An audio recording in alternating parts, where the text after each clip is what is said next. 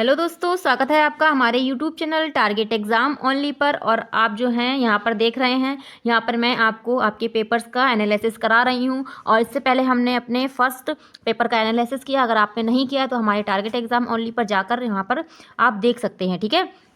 और अब हम करेंगे डीएलएड थर्ड सेमेस्टर में सेकंड पेपर का एनालिसिस, जो आपका समावेशी शिक्षा था, ठीक है। और ये आपका 30/10/2025 का पेपर सॉल्यूशन है, ठीक है। चलिए देखते हैं हम अपना कैसा पेपर आया हुआ है। आप मुझे कमेंट बॉक्स में कमेंट करके बताना कि यहाँ पर आपका स्कोर क्या रहा है, ठीक है। ये देखिएगा आपका जैसे ये पेपर है, इसमें हम देखेंगे सबसे पहले बहुविकल्पीय प्रश्न देखेंगे कि बहुविकल्पीय प्रश्न आपका पहला क्या दिया हुआ है, ठीक है। यहाँ पर आपका पहला बहुविकल्पीय प्रश्न दिया है कि निर्देशन में माध्यमों का प्रयोग किया जाता है। तो निर्देशन में कौन से माध्यमों का प्रयोग किया जाता है? औपचारिक, अनौपचारिक या इनमें से कोई नहीं। तो राइट आंसर क्या होगा इसमें होगा कि उपयुक्त दोनों। क्या होगा? उपयुक्त दोनों। तो औपचारिक और अनौपचारिक दोनों ही क्या होते हैं यहाँ पर जो निर्देशन होते हैं, ठीक है। तो राइट आंसर थर्ड वाला है। अब सेकंड नंबर क्वेश्चन देखेंगे। सेकंड नंबर क्वेश्चन दिया है राष्ट्रीय न्यास अधिनियम कब पारित हुआ था? तो राष्ट्रीय न्यास अधिनियम ये पारित हुआ था आपका 1999 में। कब हुआ था? 1999 में पारित हुआ था, ठीक है। अगला क्वेश्चन थर्ड नंबर है। थर्ड नंबर हमारा क्वेश्चन जो दिया है कि समावेशी आवासीय संस्था पाई जाती है। तो समावेशी आवासीय संस्था कहाँ पाई जाती है? इसमें आपको बताना है कि अमेरिका, ब्रिटेन में, भारत पाकिस्तान में, रूस फ्रांस में, जापान चीन में। तो राइट आंसर क्या होगा यहाँ पर? यहाँ पर राइट आंसर हमारा फर्स्ट वाला होगा, अमेरिका और ब्रिटेन, ठीक है। अमेरिका और ब्रिटेन में पाई जाती है समावेशी आवासीय संस्था, ठीक है। तो राइट आंसर हमारा फर्स्ट वाला यहाँ पर राइट आंसर है। फोर्थ नंबर क्वेश्चन दिया है आपका कि psycho galvanic scan registration audiometer का प्रयोग करते हैं। तो ये आपका दिया है, इसको बताना है कि कब इसका प्रयोग करते हैं, किस में करते हैं। श्रवण बाधित के लिए करते हैं, अस्थि बाधित पर करते हैं, दृष्टि बाधित पर करते हैं, या उपयुक्त सभी के लिए करते हैं। तो इसका प्रयोग करते हैं हम श्रवण बाधित के लिए करते हैं। किसके लिए करते हैं? श्रवण बाधित के लिए करते हैं। तो इसका राइट आंसर है फर्स्ट वाला, ठीक है। फोर्थ का फर्स्ट है। फिफ्थ नंबर क्वेश्चन दिया है पुनर्वास प्रशिक्षण एवं शोध राष्ट्रीय संस्थान स्थित है। तो पुनर्वास प्रशिक्षण एवं शोध राष्ट्रीय संस्थान कहाँ पर स्थित है? उत्तर प्रदेश में, बिहार में, उड़ीसा में है या लखनऊ में? तो राइट आंसर इसमें क्या है? राइट आंसर आपका इसमें है लखनऊ। क्या होगा? लखनऊ होगा, ठीक है। तो फिफ्थ का फोर्थ राइट आंसर है। अब हम चलेंगे सिक्स नंबर क्वेश्चन की तरफ। देखेंगे हमारा सिक्स नंबर क्वेश्चन क्या दिया है। यहाँ पर हमारा सिक्स नंबर क्वेश्चन दिया हुआ है कि डिस्ग्राफिया का संबंध है। तो डिस्ग्राफिया का कैसे संबंध है? पढ़ने से संबंधित अयोग्यता होती है, या लिखने से संबंधित अयोग्यता होती, कि बोलने से संबंधित अयोग्यता होगी, या चलने से संबंधित अयोग्यता होगी? तो राइट आंसर क्या होगा? लिखने से संबंधित। तो लिखने से संबंधित जो अयोग्यता होती है उसको हम डिस्ग्राफिया कहते हैं, ठीक है। अगला क्वेश्चन है यहाँ पर ये आपका दिया है सही दृष्टि कहलाती है। ये आपका इसमें भी आया है और फर्स्ट पेपर में भी ये क्वेश्चन आया हुआ है आपका, ठीक है, कि सही दृष्टि कहलाती है। तो किसकी कहलाती है? तो सेवेंथ नंबर क्वेश्चन देखेंगे। सेवेंथ नंबर क्वेश्चन हमारा आया हुआ है 2023 के प्रीवियस ईयर का, ठीक है, जो मैंने अभी आपको कराया हुआ था। तो 6/6 की होती है। कितनी होती है? 6/6 की होती है। सेवेंथ का आंसर आपका ये है, ठीक है। अगर आपने मेरी क्लास देखी होगी, जो मैंने आपको 1 घंटे लगभग आपके पेपर शुरू होने से पहले डाली थी, 1 घंटे पहले, उसमें मैंने आपको ये क्वेश्चन कराया था। आगे देखेंगे 8 नंबर क्वेश्चन। 8 नंबर आपका क्वेश्चन दिया है, तो सेवेंथ का हमारा फर्स्ट वाला होगा 6/6। 8 नंबर क्वेश्चन है कि वंचित होना बाल्य जीवन की उद्दीपकों की दशाओं की न्यूनता है। ये कथन किसका है? मैंने आपको बताई था पहले से ही कि आपको कथन और कारण से क्वेश्चन जो है देखने को मिलने वाले हैं। तो यहाँ पर 8 नंबर क्वेश्चन हमारा है और इसका राइट आंसर होगा गार्डनर। किसका? गार्डनर। तो सेकंड वाला 8 का सेकंड राइट आंसर होगा। 8 का क्या होगा? सेकंड हमारा यहाँ पे राइट आंसर होगा, ठीक है। अब अगला क्वेश्चन देखते हैं। 9 नंबर क्वेश्चन दिया है प्रतिभाशाली बालकों की जो इंद्रियां होती है वो कैसी होती हैं? अविकसित होती हैं, समान होती हैं, तीव्र होती हैं, इनमें से कोई नहीं होती। ये क्वेश्चन भी मैंने आपको जो है 2023 वाले प्रीवियस ईयर में आपको कराया था, ठीक है। तो इसका राइट आंसर होगा तीव्र। कैसी होती है? तीव्र होती हैं, ठीक है। और 10 नंबर क्वेश्चन है संगणक। क्या है? संगणक का संबंध है। तो किससे है? अनुदेशन से है, शिक्षण से है, दोनों से, इनमें से कोई नहीं। तो राइट आंसर क्या होगा? दोनों से है। क्या होगा? 10 का हमारा थर्ड वाला राइट होगा। 10 का थर्ड राइट होगा, ठीक है। आगे चलेंगे अपना हमारा अगला क्वेश्चन है 11 नंबर क्वेश्चन है। तो यहाँ पर 11 नंबर क्वेश्चन दिया हुआ है कि प्रारंभिक अवस्था में मंदबुद्धि बालकों की पहचान हो सकती है। तो प्रारंभिक अवस्था में मंदबुद्धि बच्चे होते हैं उनकी हम पहचान कैसे कर सकते हैं? अवलोकन से कर सकते हैं, परीक्षण से कर सकते हैं, साक्षात्कार से कर सकते हैं और प्रक्षेपण विधि से कर सकते हैं। तो राइट आंसर क्या होगा? प्रक्षेपण विधि से कर सकते हैं। 11 का 4th होगा। ठीक है, 12 नंबर देखते हैं। 12 नंबर क्वेश्चन दिया है परामर्श से संबंधित उपकरण है। तो परामर्श से संबंधित उपकरण को क्या है? संचित अभिलेख है, साक्षात्कार है या आत्मकथाएं एवं निरीक्षण है। तो राइट आंसर क्या होगा? उपयुक्त सभी। क्या होगा? उपयुक्त सभी। तो यहाँ पर भी 12 नंबर का हमारा 4th वाला राइट आंसर है। अब देखेंगे 13 नंबर क्वेश्चन। 13 नंबर क्वेश्चन दिया है ब्लैक बोर्ड किस उपकरण की श्रेणी में आता है? ये भी हमने जो है अपना जो पेपर एनालिसिस मैंने आपका 23 वाला कराया था उसमें मैंने आपको ये क्वेश्चन बताया था। तो इसका राइट आंसर क्या होगा? कठोर। क्या होगा? कठोर होगा। तो ब्लैक बोर्ड किस उपकरण में आता है? कठोर में आता है। तो फर्स्ट वाला राइट आंसर है। इसके बाद 16 नंबर क्वेश्चन पूछा गया है कि मंदबुद्धि बच्चों का डेसिमल स्तर होता है। तो मंदबुद्धि जो बच्चे होते हैं उनका डेसिमल स्तर कितना होता है? ये होता है। तो इसका राइट आंसर होगा हमारा सेकंड वाला होगा। ठीक है, 55 से 69 होता है। क्या होता है? 55 से 69 होता है। ठीक है, अगला क्वेश्चन है 15 नंबर है। 15 नंबर क्वेश्चन दिया है कि टेलर फ्रेम का प्रयोग किया जाता है। तो टेलर फ्रेम का प्रयोग किस में किया जाता है? तो दृष्टिबाधित में, श्रवणबाधित में या मानसिक बद्धता के लिए या विशिष्ट अधिगम अक्षमता के लिए। तो राइट आंसर क्या है? दृष्टिबाधित के लिए। तो दृष्टिबाधित जो होते हैं उनके लिए हम करते हैं। तो 15 का हमारा फर्स्ट होगा। क्या होगा? 15 का फर्स्ट होगा। अब आगे चलेंगे, अति लघु उत्तरीय प्रश्न भी देखेंगे हम कौन कौन से आए हुए हैं। तो यहाँ पर हमारा पहला अति लघु उत्तरीय प्रश्न दिया है 16 नंबर है कि बुद्धि लब्धि का सूत्र यहाँ पर आपको बताना था।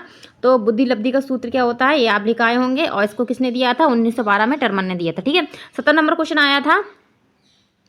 तो बुद्धि लब्धि का सूत्र आपने लिख दिया होगा, मानसिक आयु बटे वास्तविक आयु इंटू 100। ठीक है, इसके बाद अगला क्वेश्चन पूछा गया है सांकेतिक भाषा किसके लिए प्रयुक्त होती है? तो पता है आपको सांकेतिक भाषा जो सुन बोल नहीं सकते उनके लिए प्रयोग की जाती है। ठीक है, तो 17 का भी आप आंसर कराएंगे। 18 नंबर है कि संयुक्त राष्ट्र निःशक्त जन अधिकार की घोषणा कब की गई थी? तो इसकी घोषणा कब की गई थी?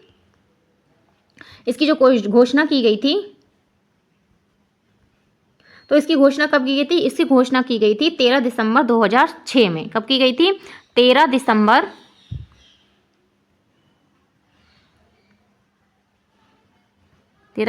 2006 आएगा इसका राइट आंसर। ठीक है, अगले क्वेश्चन देखेंगे। 19 नंबर क्वेश्चन हमारा क्या दिया है? 19 नंबर हमारा क्वेश्चन दिया हुआ है कि निर्देशन के 2 उपकरण बताइए। तो जैसे कि मैंने आपको बताया था निर्देशन और परामर्श से आपको क्वेश्चन देखने को मिलने वाले हैं। तो निर्देशन के 2 उपकरण बताने थे। तो कौन कौन से होते हैं? निर्देशन के उपकरण होते हैं मनोवैज्ञानिक परीक्षण होता है, एक साक्षात्कार होगा। ठीक है, ये आप लिखे आए होंगे तो आपका राइट आंसर होगा। अगला क्वेश्चन है 20 नंबर है कि यहाँ पर इसका आपको पूरा नाम लिखना था एमिड का। तो इसका होगा अमेरिकन एसोसिएशन ऑन मेंटल डिफेंसी। ठीक है, तो ये मतलब कि जो बच्चे हैं मंदबुद्धि बच्चे हैं उनके लिए जो है अमेरिका में एक सेंटर है, उसकी ये यहाँ पर डेफिनेशन पूछी गई है। ठीक है, तो इसकी डेफिनेशन इसका क्या आएगा? इसका फुल नेम आएगा आपका, मैं यहाँ पे लिख देती हूँ, अमेरिकन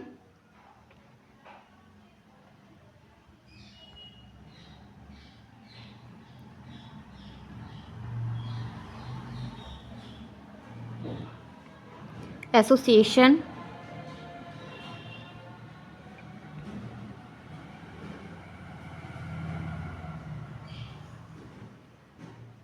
ऑन मेंटल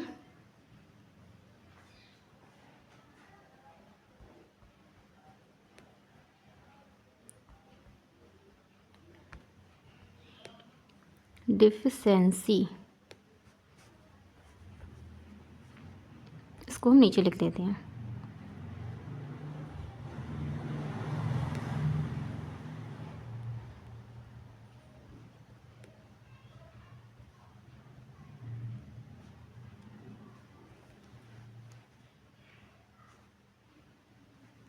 ठीक है, ये इसकी फुल डेफिनेशन थी। अगर आप ये लिखे आए, ये क्वेश्चन वही कर पाया होगा जिसने जो है बहुत ही डीप तरीके से इसको पढ़ा होगा, इस टॉपिक को पढ़ा होगा। ठीक है, अब 21 नंबर क्वेश्चन हमारा दिया है यहाँ पर। 21 नंबर क्वेश्चन है सृजनात्मकता के प्रमुख तत्व। ये भी आपने कर दिए होंगे। तो प्रमुख तत्व क्या? मौलिकता होती है, प्रभाव होता है, विस्तार होता है, लचीलापन होता है। ठीक है, इसके बाद 22 नंबर क्वेश्चन दिया है कि कि अपवचन से आप क्या समझते हैं, तो ये भी आपने बता दिया होगा कि अपवचन से क्या समझते हैं। अगला क्वेश्चन यहाँ पर दिया है 23 नंबर है कि शैक्षिक समावेशन का तात्पर्य बताना था, ये भी कर दिया। और अगला क्वेश्चन है 24 नंबर है कि विश्व मानसिक स्वास्थ्य दिवस कब मनाया जाता है। तो विश्व मानसिक स्वास्थ्य दिवस कब मनाया जाता है? 10 अक्टूबर को मनाया जाता है। कब मनाया जाता है? 24 का आपका राइट आंसर होगा 10 अक्टूबर, ठीक है, क्योंकि अभी निकला है इसीलिए आपको क्वेश्चन पूछा गया है, ठीक है। इसीलिए अगर आप करंट से जुड़े हो रहते हैं, आपको करंट अफेयर्स वगैरह से, करंट से आपको जुड़े रहना चाहिए, क्योंकि यहाँ पर आपको करंट का क्वेश्चन देखने को ये मिला हुआ है। अगला क्वेश्चन है 25 नंबर है, DSM का पूरा नाम बताइए। तो DSM की फुल फॉर्म पूछी गई थी, तो इसकी फुल फॉर्म होगी, देखिए यहाँ पर, ठीक है,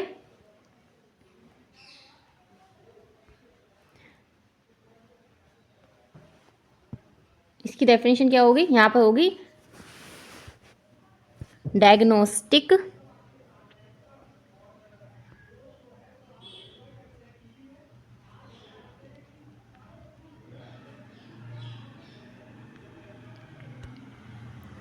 एंड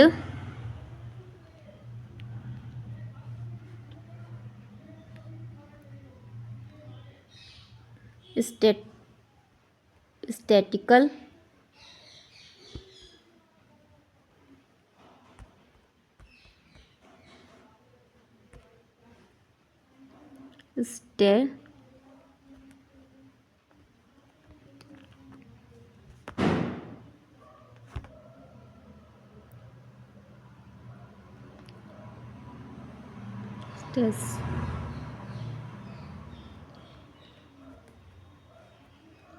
स्टैटिकल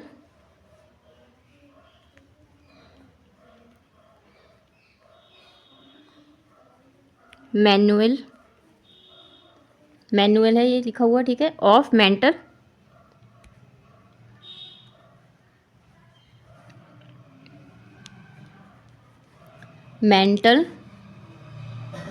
डिसऑर्डर,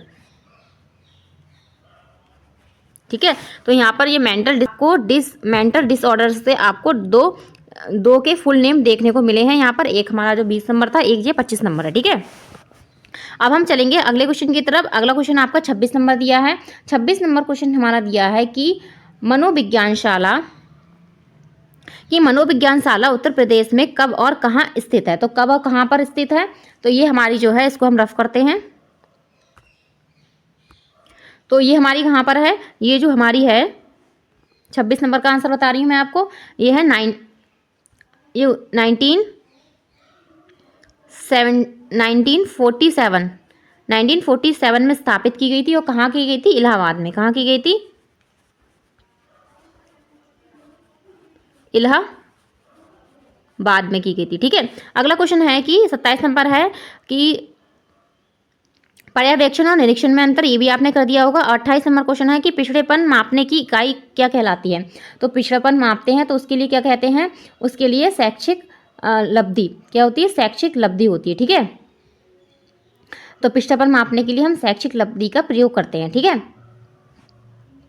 अगला क्वेश्चन दिया है कि पर्यवेक्षण के 2 प्रकार बताइए। ये भी आपने बता दिए होंगे, नैदांतिक होता है और सहकारी पर्यवेक्षण होता है, ठीक है। 30 नंबर क्वेश्चन है कि हॉलिंगवर्थ की एक पुस्तक का नाम बताइए। तो इनकी पुस्तक का नाम बताना था, ये भी जो है टफ है। यहाँ पर जो है पेपर आपको थोड़ा टफ देखने को मिला है, क्योंकि इसमें ऐसे क्वेश्चंस पूछे गए हैं जिसमें आपको जो है एकदम से सटीक आंसर देना है। इसमें कुछ आप बना के या कुछ अपने पास से नहीं लिख सकते, ठीक है। तो इनकी बुक का नाम है gifted children their nature and nurture, ठीक है।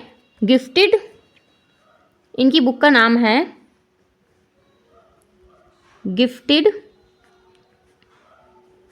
चिल्ड्रन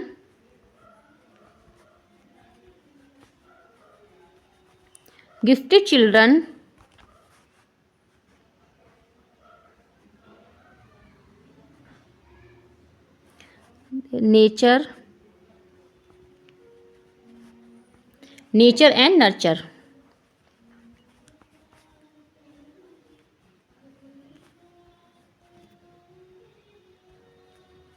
एंड आएगा ये यहाँ पर, ठीक है, नेचर एंड नर्चर।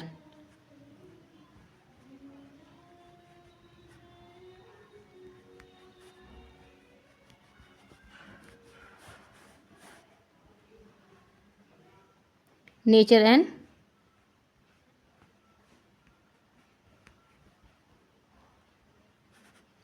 नर्चर। ठीक है, ये इनकी बुक का नाम था। ठीक है, तो इस तरीके से आप अपने सारे क्वेश्चंस अगर सही से करके आए होंगे तो आपको पूरे सटीक जो है नंबर मिलेंगे। ठीक है, लेकिन आज का जो पेपर था, ये सेकंड पेपर थोड़ा टफ आया हुआ है, क्योंकि इसमें सारे क्वेश्चंस आपको थोड़े वैसे पूछ लिए गए हैं, जिसमें क्या है आपको जो है इनका सटीक आंसर पता होना था। ठीक है, आगे चलेंगे, अब हम देखेंगे यहाँ पर अति लघु उत्तरीय प्रश्न, लेकिन आपको मुझे कमेंट बॉक्स में कमेंट करके बताना है कि यहाँ पर आपके कितने क्वेश्चन सही गए हैं और कितने क्वेश्चन गलत गए हैं। ठीक है, अब हम एक नज़र डाल लेते हैं अपने अति लघु उत्तरीय प्रश्न की तरफ कि कौन कौन से आए हुए हैं। तो अब हम चलेंगे अपने लघु उत्तरीय प्रश्न की तरफ कि देखेंगे कौन कौन से, एक नज़र डाल के देख लेते हैं कौन कौन से क्वेश्चंस आए हुए हैं। ठीक है, तो यहाँ पर ये आपके लघु उत्तरीय प्रश्न है। तो पहला इसमें पूछा गया था क्वेश्चन आपसे कि बालकों की शैक्षणिक पिछड़ेपन के कारणों का उल्लेख करना था, और अगला क्वेश्चन था कि विद्यालय में समावेशी शिक्षा प्रदान किए जाने वाले अध्यापकों की भूमिका लिखनी थी। ये भी आपने कर दिया होगा, आई होप।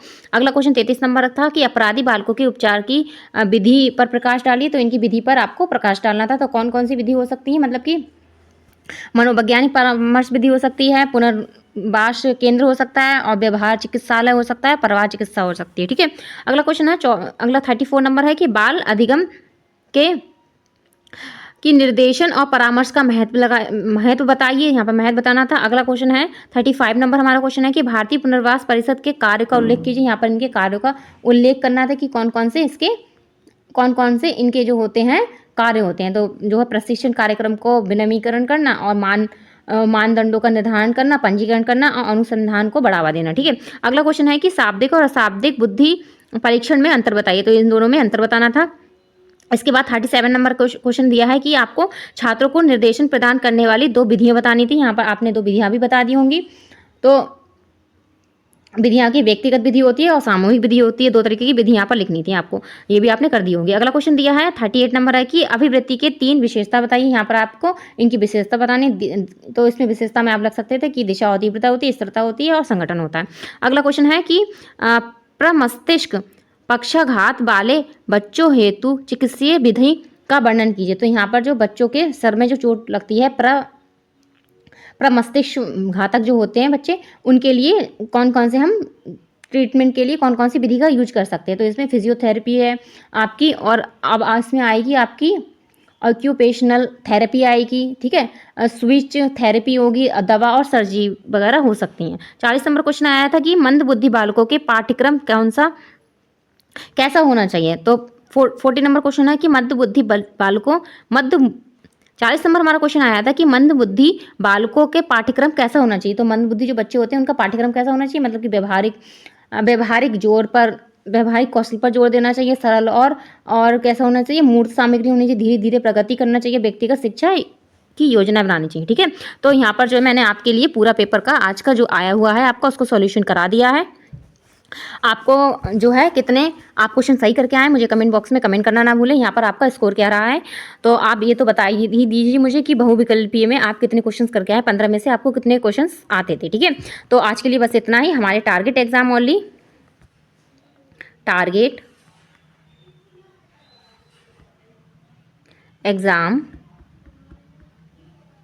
ओनली पर ऐसे ही बने रहिए, और अपने सारे पेपर्स का आप एनालिसिस यहाँ पर मैं आपको अच्छे से कराऊंगी, और आप भी अपने पेपर का एनालिसिस करिए, क्योंकि एनालिसिस से हमें पता चलता है कि हम कितने मार्क्स का पेपर अच्छे करके आए हैं और गेन कर सकते हैं। ठीक है, और एनालिसिस करने से हमें थोड़ा अपनी गलतियाँ भी पता चलती हैं कि यहाँ पर कौन सी गलती की। तो आज के पेपर्स में आपने जो गलतियाँ कही हो, आई होप आप आगे के पेपर्स में वो गलतियाँ नहीं करेंगे।